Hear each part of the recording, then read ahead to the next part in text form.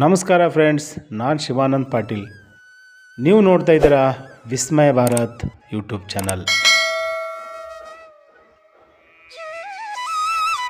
ನಾನಿವತ್ತು ಕಲ್ಯಾಣ ಕರ್ನಾಟಕ ಕಲಬುರಗಿ ಜಿಲ್ಲೆಯಲ್ಲಿ ಬುದ್ಧ ವಿಹಾರ ದೇವಸ್ಥಾನವನ್ನು ನಾನು ನಿಮಗೆ ತೋರಿಸೋಕ್ಕೆ ಹೋಗ್ತಾ ಇದ್ದೀನಿ.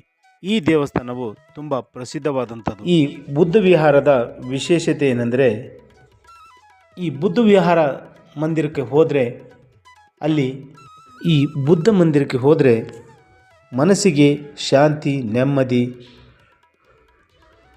ಏನೋ ಒಂಥರ ಮನಸ್ಸಿಗೆ ನೆಮ್ಮದಿ ತರುವಂಥ ಸ್ಥಳ. ಈ ಬುದ್ಧ ವಿಹಾರವು ಬೌದ್ಧರ ಸ್ಥಳವಾಗಿದೆ. ಭಾರತದ ಕರ್ನಾಟಕ ರಾಜ್ಯದ ಕಲ್ಯಾಣ ಕರ್ನಾಟಕ ಕಲಬುರಗಿ ಜಿಲ್ಲೆಯಲ್ಲಿ ಈ ಬುದ್ಧ ವಿಹಾರ ನೆಲೆಗೊಂಡಿದೆ. ಇದು ಸ್ಥಾಪನೆಗೊಂಡಿದ್ದು ಜನವರಿ 7, 2007ರಲ್ಲಿ ಈ ಬುದ್ಧ ವಿಹಾರವು ಪ್ರಾರಂಭವಾಯಿತು. ಈ ಬುದ್ಧ ವಿಹಾರಕ್ಕೆ ಇನ್ನೂ ವಿಶೇಷತೆಗಳಿವೆ. ಏನು ಅಂದರೆ, ಬುದ್ಧ ವಿಹಾರವು ಸಂಕೀರ್ಣವು ಸಾಂಚಿ, ಸಾರನಾಥ್, ಅಜಂತ ಮತ್ತು ನಾಗಪುರ ಪ್ರಖ್ಯಾತ ಬೌದ್ಧ ಕೇಂದ್ರಗಳ ವಾಸ್ತುಶಿಲ್ಪದ ವೈಶಿಷ್ಟ್ಯಗಳನ್ನು ಈ ಬುದ್ಧ ವಿಹಾರವು ಹೊಂದಿರುತ್ತದೆ ಮತ್ತು ಸಾಂಪ್ರದಾಯಿಕ ಬುದ್ಧ ವಾಸ್ತುಶಿಲ್ಪಕ್ಕೆ ಅನುಗುಣವಾಗಿ ನಿರ್ಮಿಸಲಾಗಿದೆ.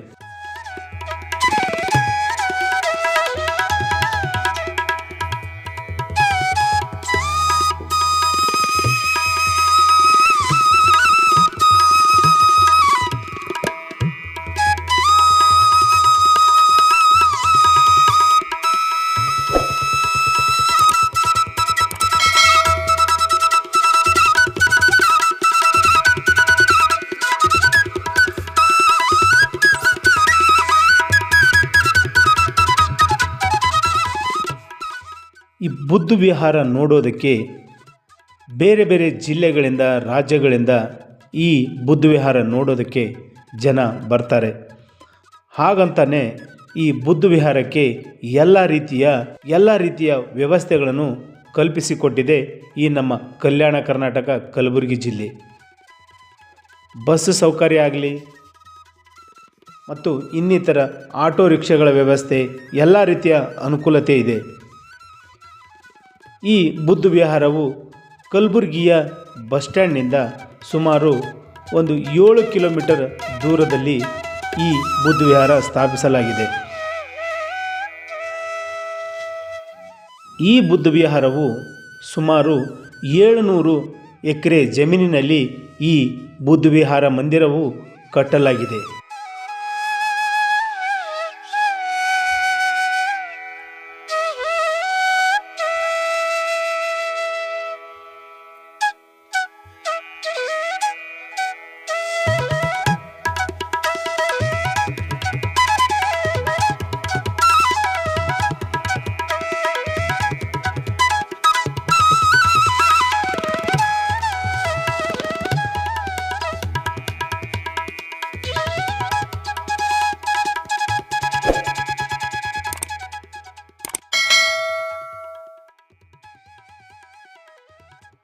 ನಾವು ಬುದ್ಧ ವಿಹಾರದ ಮೇನ್ ಗೇಟ್ ಒಳಗಡೆ ಎಂಟ್ರಿ ಆಗ್ತಿದ್ದಂಗೆ ನಮ್ಮ ಬಲಗಡೆ ಮಹಾನ್ ಸಾಧಕರ ಚಿತ್ರಣವನ್ನು ನಾವಿಲ್ಲಿ ನೋಡ್ಬೋದು. ತುಂಬ ಪ್ರಸಿದ್ಧವಾದಂಥ ವ್ಯಕ್ತಿಗಳ